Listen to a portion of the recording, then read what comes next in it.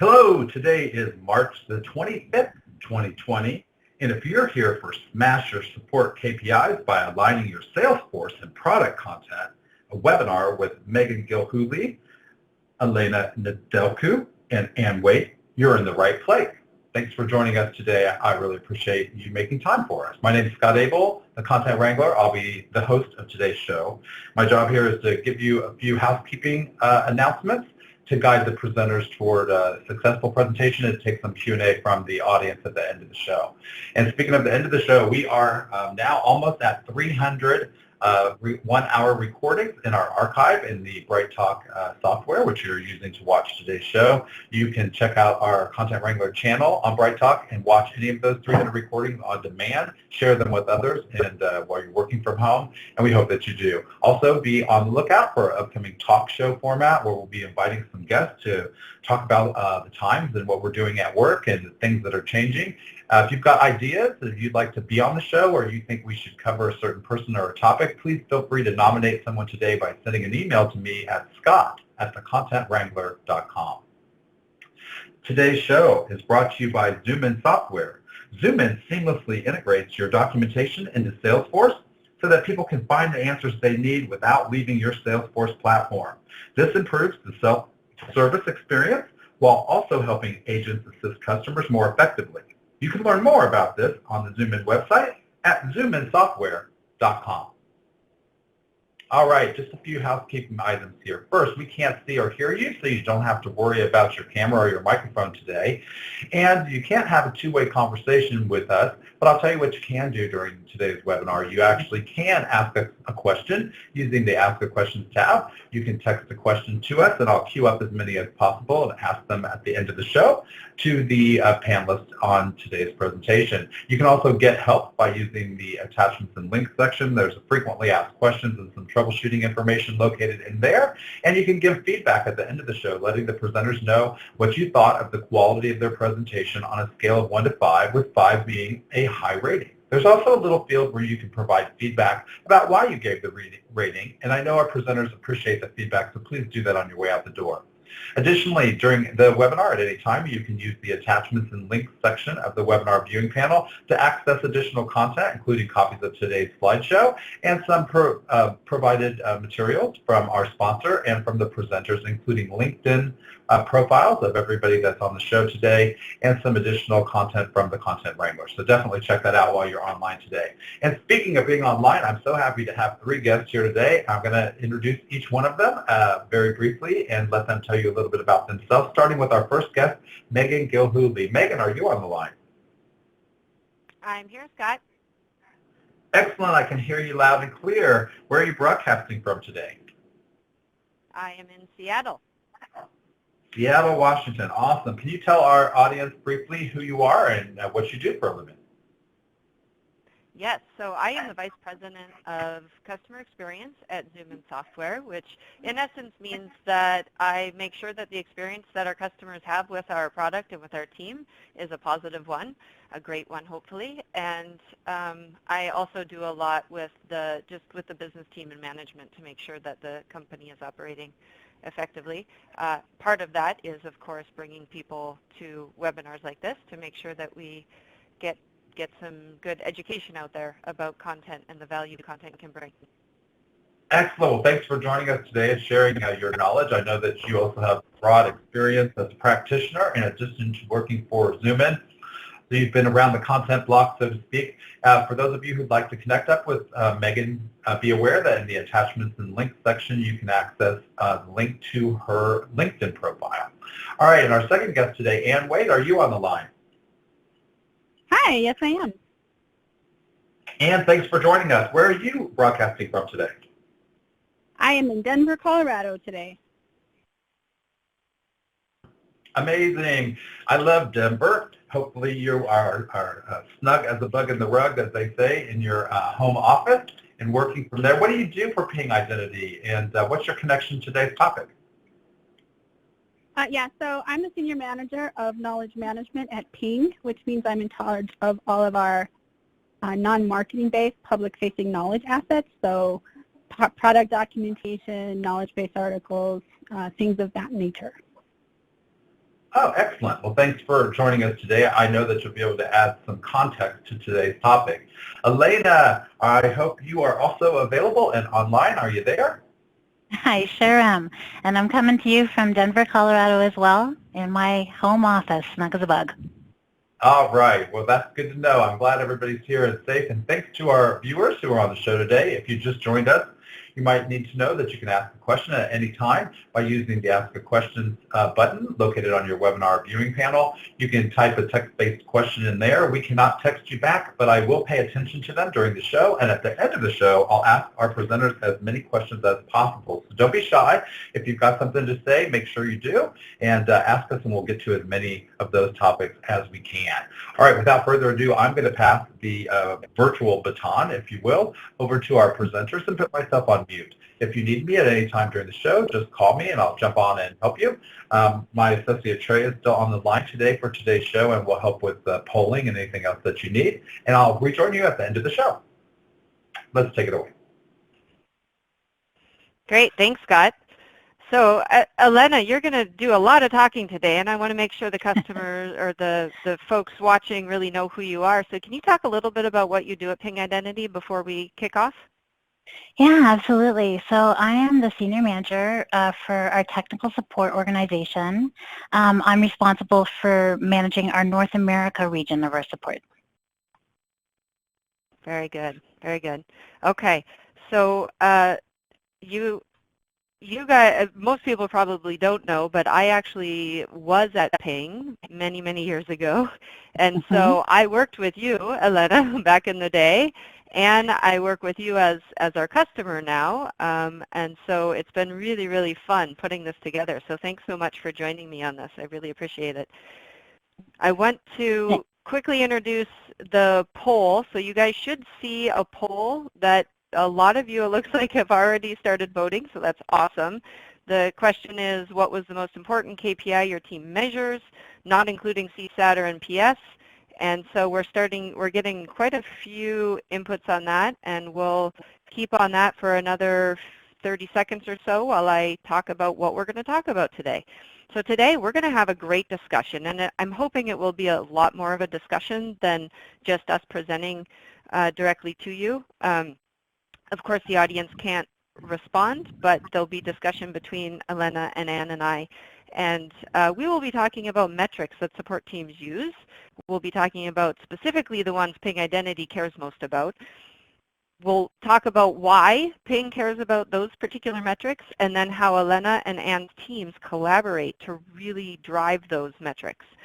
So we're going to go ahead and close the poll in 3, 2, 1, and we'll take a look at the results. So it looks like it's taken a second. So we have some good results here. So we have 30. Oh, it's still going. 30, roughly 30% on first contact resolution. We've got a pretty high number that just say other, 25% on mean time to resolve, and then lower on the others. So that's interesting information to have. So we'll use that as we sort of kick off, but why don't we start by maybe, Elena, you can dive in and tell us what metrics do support teams in general care about, and then specifically which ones do you at Ping care about? So there's a ton, and we need to be agile when we're measuring metrics in our support organizations. We have service level, we have response time, we have backlogs. We measure volume by intervals, so we understand when customers are reaching out to us. We're looking at handle time.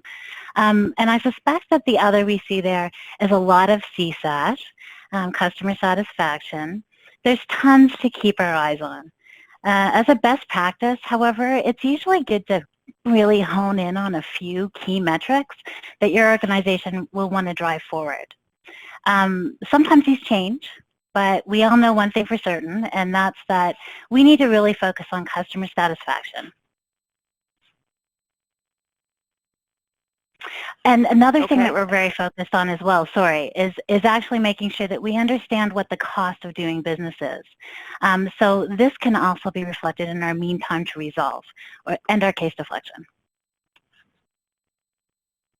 Great. And why are these metrics specifically the ones that matter to you? For us here at Ping Identity, we're really focused on our NPS X score. That's a transactional net promoter score that measures the impact each engineer has on the customer's overall happiness. In other words, it measures customer satisfaction on a case-by-case basis. Another really important one for us is our mean time to resolve, which could also be described as our average time to close. This key performance indicator is super valuable because it measures how much time it takes us to do the things we need to do to take care of our customers. So we know that time and effort equals cost, and the question really is, how do we reduce cost and truly make things easier for our team, for our customers?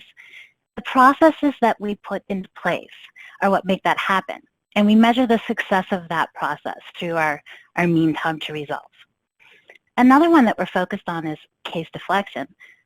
This is totally in Anne's wheelhouse. Anne, can you explain this? Yeah. So on the documentation side of the house, our big focus is on case deflection and self-service, and really finding ways to update and expand our documentation to help our customers find the answers to their questions so they don't actually have to call support. Some of the metrics we're focusing on are content gaps and NPSX responses, and we're using those to try to build out more meaningful processes that help us focus more on user journeys. Being able to accurately track how often our customers open support cases after they look at the docs is really essential for us in understanding where we might be missing content, and we're getting better and better at measuring and understanding how our documents impact case deflection every day. Mm-hmm. That's really interesting. So I'd like to put a little context around this. So what you've talked about, I think a lot of the folks on the phone can probably it resonates with them. Let's talk a little bit about Ping. Can you tell us a bit about what Ping does, what the history is there, and how Ping might look at things differently perhaps than other organizations might? Absolutely. So let me share a little bit about what we do at Ping. We do identity-defined security. So we make it possible for employees, our partners, our customers to access the right tools and the right information from wherever they are. For example, right now, many of our customers are coming to us to help ensure their mobile workforce has the right access to the right systems to do their jobs from home. So important to note as we look at the history is that Ping has grown up really quickly. Originally, the people who created our product were also the ones who supported it. Our development team was the support team for our customers when we first began our journey here at Ping. As our customer base grew, we hired extremely skilled identity experts. We had a global remote team, but this was not a scalable solution. And we needed to build out a tiered model so that we could effectively grow our organization alongside of our customer base. So we brought in a lot of talented technical support engineers, but we really needed to teach them about identity. So over the last 3 years, that's exactly what we've been doing. And we've seen a ton of success, and we're well positioned going forward. But we've definitely run into a lot of challenges along the way. Oh, yes. We really have. And it's really been an interesting journey as we've been trying to work through them. Absolutely. One of the biggest challenges that we've been facing is that our product suite is so vast, and our engineers need to know not just product knowledge, but also underlying technologies, and it's just a lot. So in short, without a strong way to harness knowledge, we really can't deliver the experience our customers expect from us and deserve. So our technical support leadership has been working really closely with Anne's team and Knowledge and Docs to make this happen. I love a couple things about what you said. The first is the relevance of what you guys do today, given the situation that we're all in across the globe, and being able to enable folks to work from home. That's really, really big right now. I also love that you're focused on knowledge as a mechanism of scale for your team. So I want to dive into that a little bit, but first we have another poll question. And that poll question should be live for you. And it is, which type of content is available in your CRM? So I'm going to give folks just a brief time here to fill that in and start responding to that. Getting some good responses here. Interesting stuff. So the choices, of course, are knowledge base articles, community articles, knowledge base and community articles, or knowledge base, community, and documentation. And it's looking like 66% have just KB articles. Nobody has just community articles. 5% was KB and community articles, and then 28% have all three, which is awesome. That's really, really cool. So I'm going to go ahead and stop the voting on that right now in 3, 2, 1, and we will move on. So getting back to what we were talking about knowledge as this mechanism for scale, and you were talking about how you use knowledge to help your teams grow and move around and evolve. So Elena, as your organization grows, can you tell us exactly how content and knowledge come into play? Yeah, sure. So that's really where Anne and her team have stepped up to fill this gap for us. One of the biggest challenges that we face in our support organization is that getting our hands on the right information. So we see as engineers grow and they develop into new roles or other parts of the organization, is that we lose that tribal knowledge that they brought to the team. And so our ability to deliver that experience to our customer and get them the right information at the right time really was something that we needed to focus on to ensure that we were scalable. There have been a ton of challenges along the way. We're definitely learning every single day. Luckily, Anne has joined our team, and she brought a new set of eyes to the problem. I'd love for Anne to talk about some of the challenges that she saw when she first came to Ping. Sure, yeah. So I joined Ping a little over a year ago, and I really found myself in an interesting situation. The documentation we have is very feature-based and doesn't really speak to many of the use cases we have. We had multiple documentation sites that needed to be merged into a single location, and we were really just lacking a bit in some consistent unified processes. So lucky for us, a message we consistently hear at Ping is that documentation is the new marketing, and there's definitely a lot of executive support for the knowledge team here, really from the top down. There sure is, absolutely. So from a knowledge perspective, it was really incredibly challenging to find information even internally. Ping employees, and they really love their products and their customers, and as I started digging, I found there was a ton of information out there that could be really helpful to our users. The problem was that the different product groups tended to be very siloed in how the information was shared. And as Elena mentioned, there was a lot of tribal knowledge that was being shared internally, but it was stashed all over the place. Individual and team drives, Confluence Spaces, sites, Slack channels, you name it. There's something really cool there, but if you don't know about it, you'll never see it. And our technical support engineers especially, they just have so much knowledge about the products and how our customers are using them, but they really didn't feel like they had a way to share that knowledge publicly. And so this also led to a lot of duplication of work and information that just wasn't synced really well. So Elena and I started talking, all of our teams started talking, we started to figure out what we should do, and we've had just many, many conversations about this, trying to find the right path forward and to how to better present this information to everyone. Yeah, but lucky for us, we have some really amazing creative folks on our team. We absolutely do. The support team has all of this incredible product knowledge that they want to share with the world. And for me, I'm really lucky I have this amazing team of writers who are just so hungry and ready to build these bridges between the teams, and they want to create more meaningful content.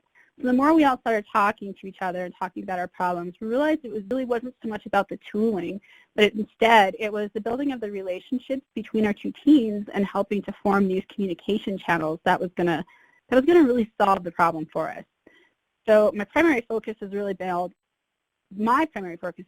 in building out processes and workflows that will allow us to find and share the information internally, which we can then make available to our users in a more consumable way. And so working with the support team, I've really found that to be a really good example of where it's starting to be really successful. That's a really good dive into the problems that you've seen, and I happen to know, because I was there, that you already had Zoomin in place, which I think is great. But let's focus more on the workflows and the processes. So you talked about the importance of building out those workflows and those processes and how that helped solve the issue. Can you give us more on that? Sure. So it's really been about the people, the processes, the tools, like we said. How do we bring them together? How do we solve this problem? And while Ping is not a KCS certified organization yet, I have been very lucky to receive KCS training and work for a KCS shop in my past. So when I joined Ping a few years ago, putting into play a KCS-inspired process was what made sense. So let's walk through the slide of the process that you see in front of you. Right here, what happens is engineers receive new tickets. One of the first things that they do once they understand the problem statement is to search for knowledge. If they find knowledge that solves the problem, perfect. They link it. If they do not, they are responsible for solving the issue and creating a new knowledge base article. But as you know, technical support engineers are not technical writers, and learning how to create solid content is challenging. And this is where Anne's team really comes in to support us. I want to say this is a true partnership. It begins with our technical support team and our knowledge and docs team. Our technical support team is writing these internal articles to share with each other, but our knowledge and docs team is coming in behind that to look at the effort and help coach and develop us along the way.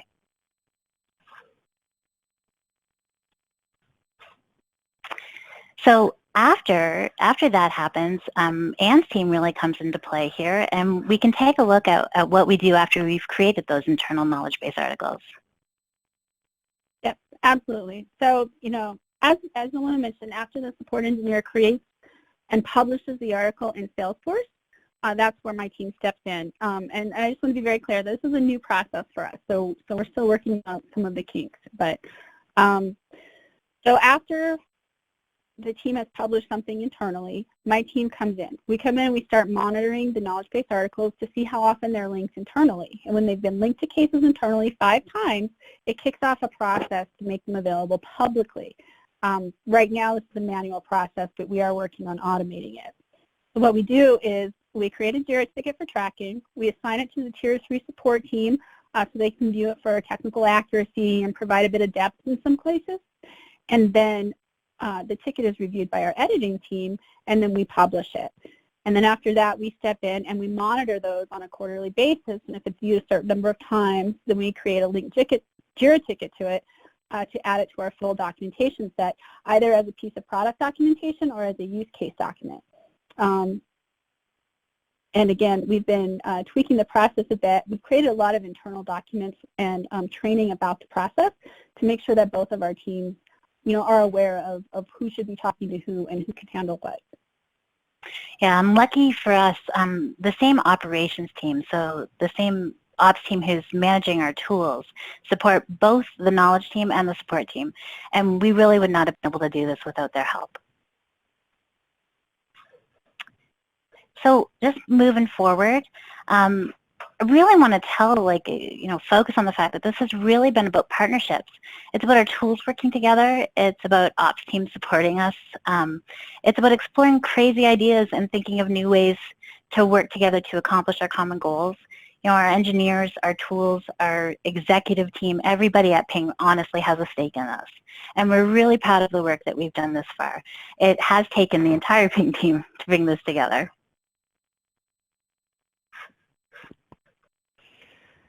Very nice. Well, it's so great to hear about the collaboration between content and support, and I know both of you personally, and so I know how that that collaboration happens, and it doesn't happen on accident. It really happens because you gals are dedicated to making sure it happens, and I think that's really an important part of the strategy here that is maybe not being told outright, but hopefully everyone can see that the two of you really have come together on a strategy. So when you look at that strategy, can you give us a really specific example? So dive deep into one of the ways in which content strategy specifically has impacted your support KPI success. Yeah, absolutely. So one of the things that I know probably most of us on this call struggle with is how to efficiently curate documentation and knowledge-based articles to make sure that they really stay relevant to our customers.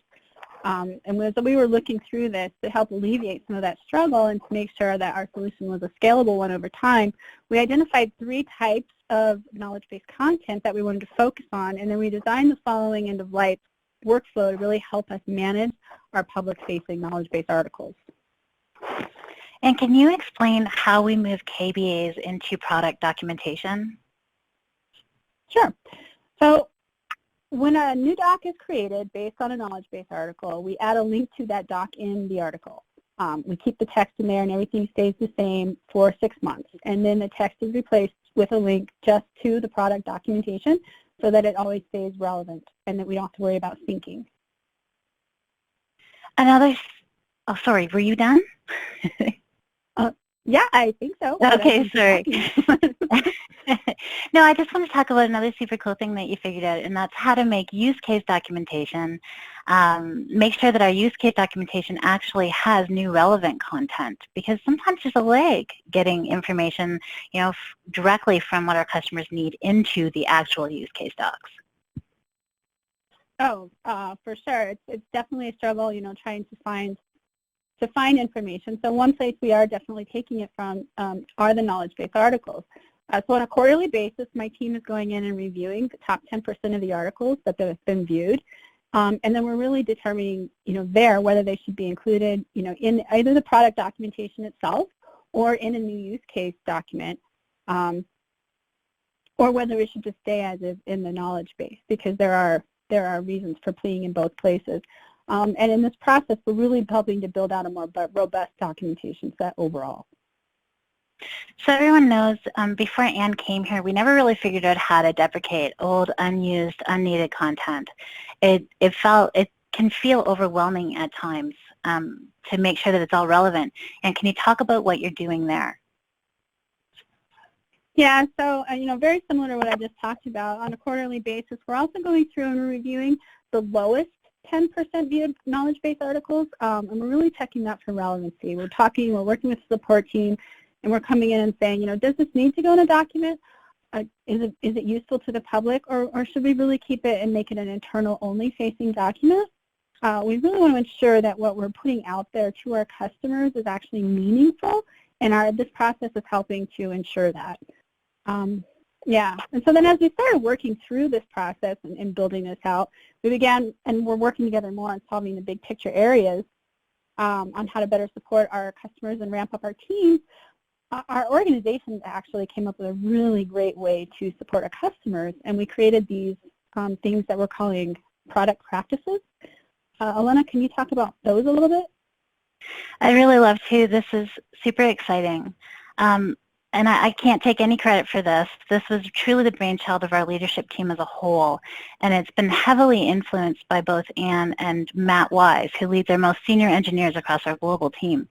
So I mentioned earlier that our product suite is vast in both scope and technology, and we really realized we needed to develop knowledge and process to support each of our respective product practices. Just moving forward. I have some data here that I'd love to show you. So decreased time to escalate. What that means is that we're doing a better job at connecting a SME, a subject matter expert, with the customer whenever that's needed. This has a direct impact on our customer satisfaction scores. Another big one for us is our backlog, which has a clear correlation to our ability to solve these tickets quickly. Knowledge has allowed us to build teams with well-defined and documented subject matter expertise. Another result of using knowledge within a product practice has been a decrease in our invalid escalations. So just to explore that for a second, invalid escalations are non-defect escalations that move from the first tier of support all the way up to our product team. So what this tells us is that the knowledge is getting to the engineers who are working to solve these complicated challenges with our customers, and keeping, freeing up our product team and our most senior engineers to do the things that they need to do. We're also seeing at the same time an increase in our KBA attachments to the tickets our engineers are working on. And what this shows us is that, again, right knowledge is getting to the right folks across our team. And a subsequent result of this is that knowledge is really driving our team's ability to focus on individual cases and follow the KCS-inspired workflow that we've created. That's really cool. Anne, can you explain some of the stuff you're seeing in case deflection? Yeah, absolutely. So I have two things I want to share with you here. The first set of graphs we're looking at shows the total number of queries that have come into our support portal, and then kind of how those align with the number of queries that don't come back with meaningful results from our doc set. And in that, we're counting not just our product documentation, but our knowledge-based articles and our community posts. And as you can see, we're actually trending in the right direction as the number of questions coming in and the gaps that we're having those queries go down. So, we're really starting to be able to solve the problems and answer the questions in a more efficient way. When we look at our actual case deflection metric, which is that bottom metric there, what that's measuring right now is the number of times when people come to our support portal specifically, and then whether they choose to create a support ticket or if they go into the documentation to start looking for their answers. And when we are trying to build this metric out a little bit more, but for right now, what I wanted to show you here is an interesting trend. So the case deflection measure, it was really starting to trend down, or actually trend up really nicely, so the deflections were going up. And then right in mid-January, you see this very clear spike. that was alarming.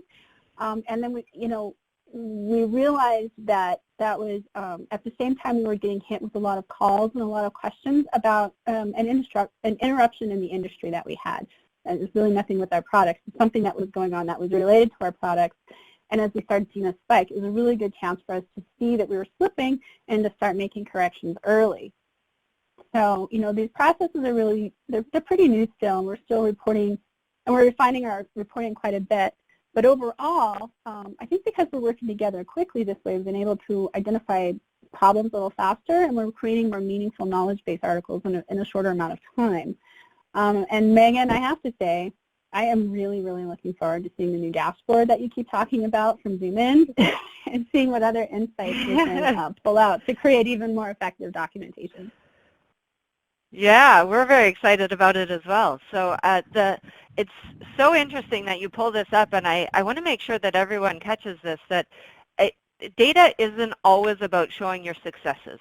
I mean, it's important to show your successes, and it's great to see when your numbers are going the way they should be going. But there's often times, especially when it comes to content strategy, there's an awful lot of times where we're just looking for signals. And you have right here a very strong signal where your case deflection was going up, and then all of a sudden it trended downwards. That's a big signal for you guys to be able to dive into. And it sounds like you came up what was driving that. You dove deep and you figured out it's being driven by industry differences, and then that empowers you to be able to fix the issues that are causing it to go the wrong way. So I love that you included the wins, but also that you included this big signal that you got. And you're right, the analytics dashboard that we have coming out is meant exactly for that. We have an analytics dashboard already, but the new one coming out should be really, really awesome and give some great content metrics that go well beyond what others do. So very cool. This was really, really good stuff. Do you guys have anything else you want to add before we wrap up? Nothing else for me. I'm I will say, though, that I'm so excited to look at what the future holds with some of the things that we've started to really focus in on at Ping. And yeah, it's amazing to be able to use data in this manner. Very cool. All right, well, we do have a few questions from the audience, so we can look at those. I don't know if Scott wants to hop back on and do these as well. I wanted to queue up the very first question. Okay, very good. I've got a couple of sources, not just in the webinar viewing panel, but I also had a question that came in via email and one via Twitter. I've been tweeting in the background. Here's one of the questions we were asked. Did anyone challenge your team? I think this is for the Ping Identity team. Did anyone challenge you and force you to have to maybe reframe your story in a way that they could see the value? And the person emailed me separately and said, I get caught often trying to explain things, and I realize that I'm not actually speaking the right language to the person I'm trying to convince. So when you had the aha moment that this would be maybe a better approach, did you have to re-explain it in ways that other team members would understand so that you would get buy-in? I think that's a super interesting question. As it pertains to this particular initiative that we've been working on, I personally have not experienced that. And have you? No, I haven't experienced that at Ping. And again, as I mentioned earlier, we really have an exceptionally supportive team across the board. From really from the top down, and we've had a lot of feedback from people around the way, about documentation and people, our actual customers, talking about the importance of it. So it's really acknowledged, again, from the top down that this is an area where we need to focus, and Elena and I and our teams have really been empowered to try to find the best way to solve these and to make improvements. So yeah, that is the conversation that we've been having. I do want to say, though, I can actually dive in. Sorry, go ahead. I just wanted to call out the fact, though, that while as it pertains to knowledge in our organization and the importance of that, I think Ping has a long history of recognizing that it's a challenge and that we need to do the very best thing. So we have an audience internally at Ping who's very open to hearing our ideas and coming up and brainstorming new ways of doing things that we need to do. That being said, the problem or the challenge that, came in on that question is really about, framing up and communicating those challenges to the right audiences. And I will say that, in my career and, outside of this particular initiative, I've definitely experienced that challenge. So, for me, it's always been really making sure that the message is targeted for the audience that I'm delivering it to, and only focusing on the most important messages. I don't know if that's helpful, Megan. No, it's very helpful, and I think it's also in alignment with what we tell each other as peers, right? We always say, as communicators, know the intent of your communication and understand your audience. And so I think that it's natural, right, for us to do that, which I'm going to dive into a related question then. So somebody who works for a Salesforce team said, how involved should a Salesforce administrator be in implementing a similar approach? So involved. So involved. Could you elaborate a little bit? Having our tool sets support our goals and ensuring that our tool sets are structured so that they measure the right data points and collect the right information, and the ease of use, the interface, all of that. When you're looking at what I'm calling our KCS-inspired workflow, it is challenging to roll out. You need adoption from everybody, and if your tool set is not supporting the effort of the team, then you're definitely not hitting the ground running. That's for sure. You're climbing an uphill battle there. So from my perspective, I say very important. And what types of things did you ask the Salesforce administrator to do? I mean, what things are their turf and what things are the content creator's turf, if you will? If you have any thoughts around this that you want to jump in, please just cut me off. I think what I'll say, though, is that making sure that the Salesforce administrator are information systems teams is what we call them at Ping. They've been critical in making sure that like I said, the interface is properly configured, that the user experience engaging with the tool set is simple. It needs to be easy. So there's a lot of work there to really make sure that the things we need to see happen are happening. Anne, do you have any thoughts? I wouldn't echo that, but then also, bring it back and say, as the Salesforce administrators were building this, we're really working closely with them. There's a lot of back and forth to make sure that what our needs and what we were asking for to show in the knowledge base articles and the templates and things like that, they were building them to what we needed so that we could get the right information out there. Right. And then your team has been so critical in helping, understand what the best ways to create technical documentation is, because, like I said earlier, that's not the forte of a technical support engineer. So really working together there. That makes perfect sense. And this gives us an opportunity to ask another question from one of our viewers on today's live show. What's the best mechanism, in your opinion, to measure case deflection? And they ask, do you have to base this on articles read versus cases raised, or do you need to rely on, did this article answer your question functionality, those little buttons that they add to articles? Yeah, so what we're measuring now is more of the first, do you have to, and that's how we're trying to build it out. Right now, again, it's based on, customers going to our support portal and whether they're choosing to go into the documentation or if they're going into, just opening a ticket and calling support. I do think that we can make that a bit of a more robust process going forward, but for right now, that's what's working better for us, and we're actually tracking what they're doing and seeing what they're looking for, and that's helping quite a bit. Is that insight that you were missing before, and so now you can kind of see and make a decision about, is this the kind of valuable metric that means something to us, before you maybe didn't have that insight? Yeah, and we've really been refining it, as I mentioned, across, over the last year, and just recently we've actually started refining it a bit more and having the individual writers able to go in and look at those metrics for their own products so they could, build out content, whether it's in a knowledge-based article or whether it's in the product documentation itself, and build those use cases out from there. So we're definitely building on these metrics and finding more and more useful ways to bring them in to build out more meaningful content. That's great. And those actionable words there, bring them in, implies that you are bringing them into some place. I heard Megan mention the analytics dashboard earlier. There's a question that says, how did you create the analytics dashboard? And I realize that you might not have been the creator, but can you tell us a little bit about how do you see and know about the analytics under the current system that you've implemented?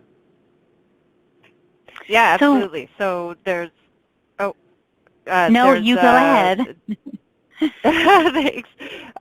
So the analytics dashboard is something that we've developed, and I certainly have not been the one developing it. I'm not smart enough to do that.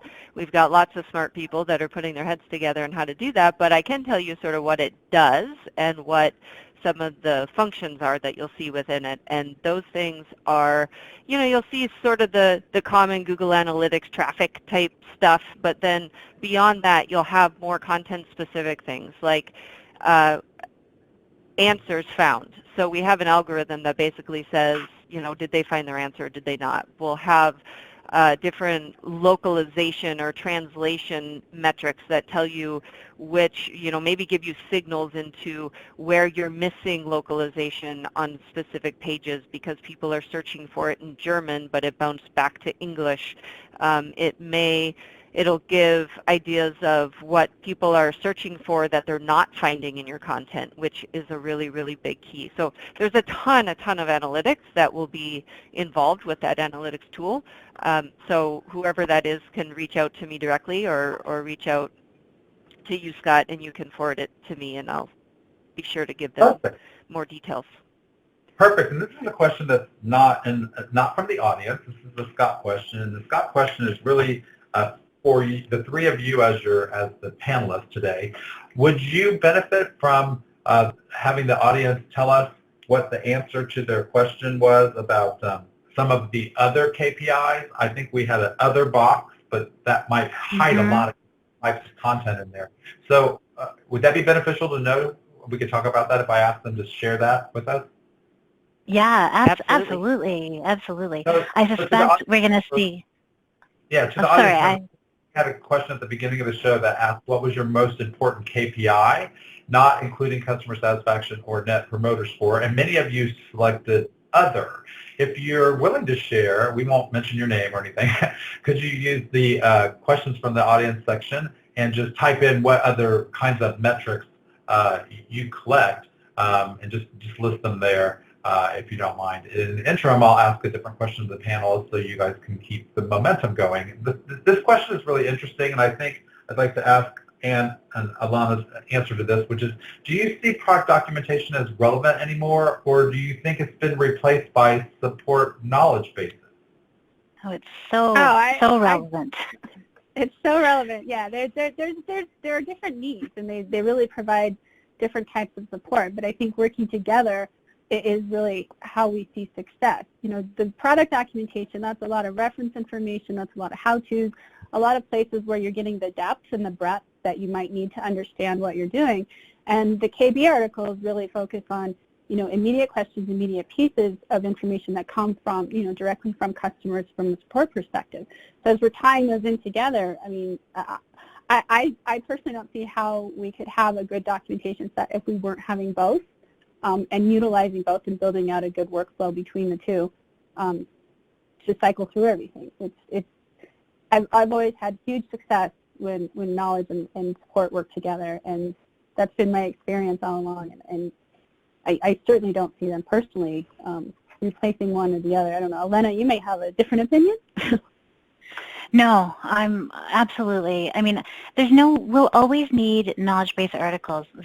The break-fix questions will always need to sit in that space. But the how-to questions, I mean, we're learning more and more about how our customers are using our product. And there's a lot of options for them. So when we get those how-to questions coming in from our customers, you know, that lends itself perfectly to making sure that our use case or our product documentation is on point. It knows where we're heading, really. Speaking of documentation, I think that's really interesting. Sorry, just a minute, Scott. So of course, I was at Ping before, and I want to say this comes back to this idea that you guys are collaborating so well, and it hasn't necessarily always been that way at Ping, and I think the customers lost out when it wasn't that way. So when you don't have that collaboration, when you have this kind of it's this or that type of mentality, your customers are the ones that lose. And so the stuff that you guys are doing to really work together is a big win for your customers. So really good job on that.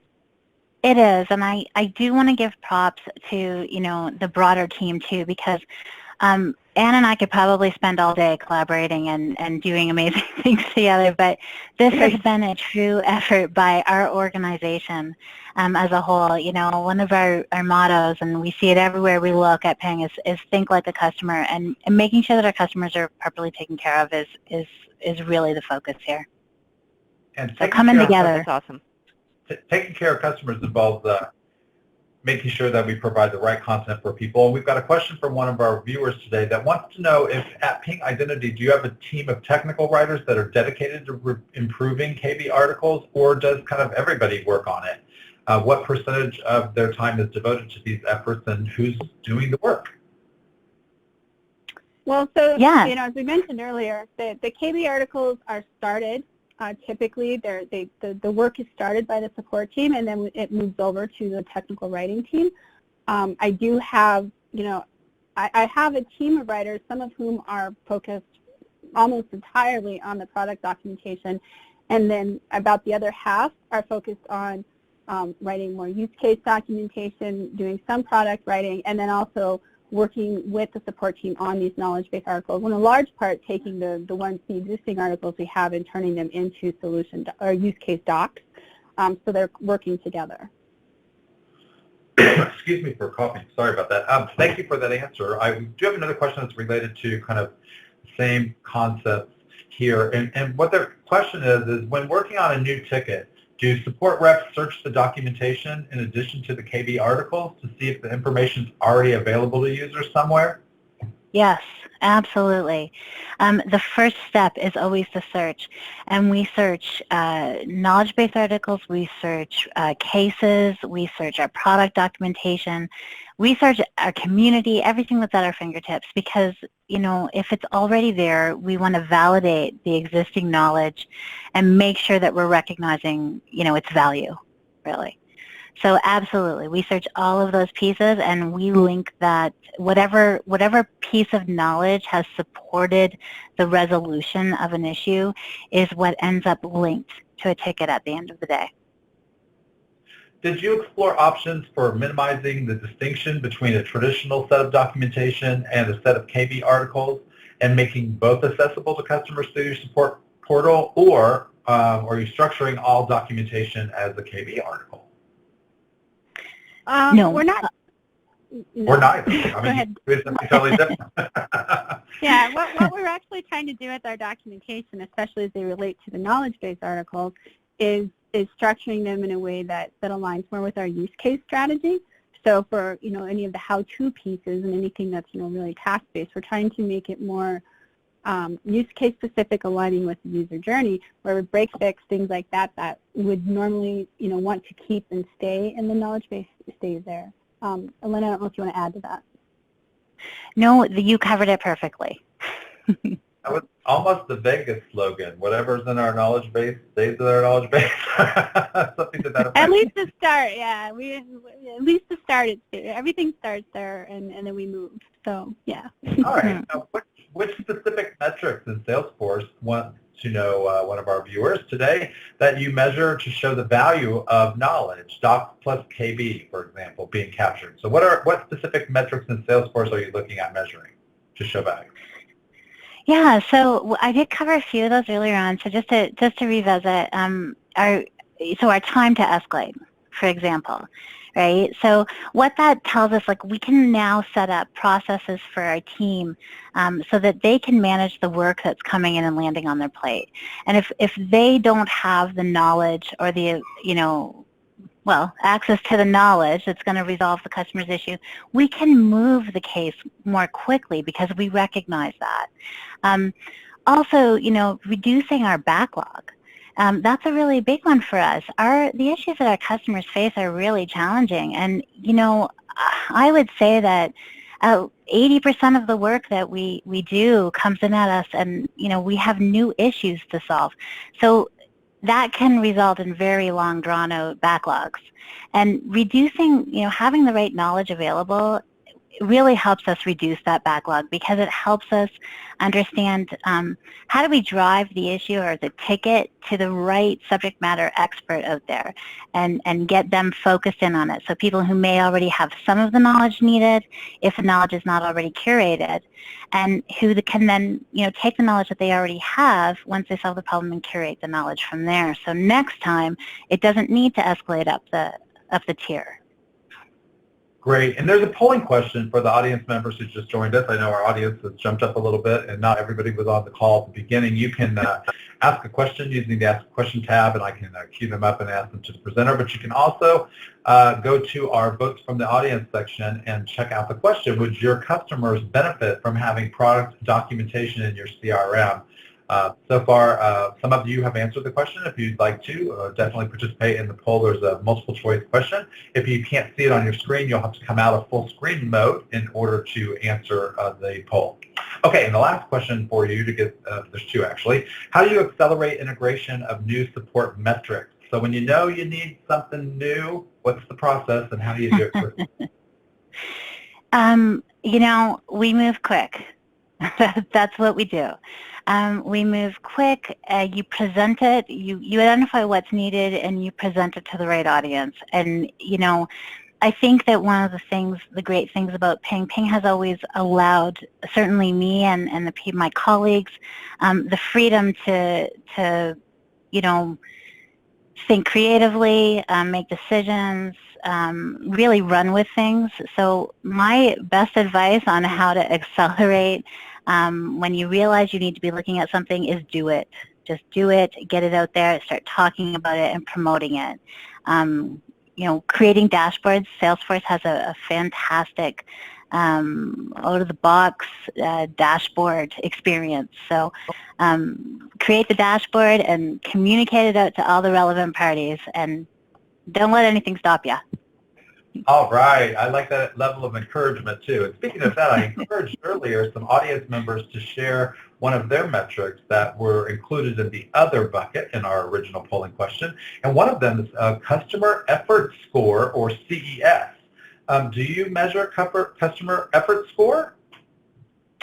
We don't measure customer effort score, and I've been looking at that and taken a look a little bit deeper at exactly what that means. And yeah, a lot to learn here, so I really appreciate the suggestion. Fantastic. Yes, and I'll invite you back if you discover what the customer effort score is and how to implement it, because it sounds really interesting, and I think there's probably something underneath that label there that's super important. One super important question this person who's watching our show today asked is, how are you handling the maintenance of your KB content when you need to update it? Angie, well, I can run with this one. Sure. It's really both of our teams. It. So really what we do is we have some feedback loops that we've created that we didn't really dive into, and I don't know, I think some of Anne's visuals may have covered it a little bit, but what we really do is we make sure, internal, whether the knowledge base article is an internal state or a public-facing state, we're always finding new ways and improvements or additions, new versions it may affect, things, maybe better workarounds as time goes by, and making sure that, so what we've done is we've created a feedback loop, utilizing both Salesforce and, just the collaboration across our team to make sure that we are constantly revisiting and improving the knowledge base articles that we have published. Perfect. And the very last question will have to be this one. Have you incorporated or done any collaborative work with taxonomies or metadata models in conjunction with your initiative?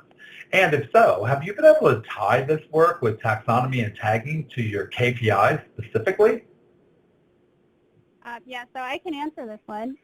We have actually done quite a bit of work with taxonomies, and we spent quite a bit of time last year putting together a ping-wide taxonomy that we can apply to both our web space, our marketing space, and our documentation space, starting to bring that into support. We are just in the process right now of implementing that taxonomy.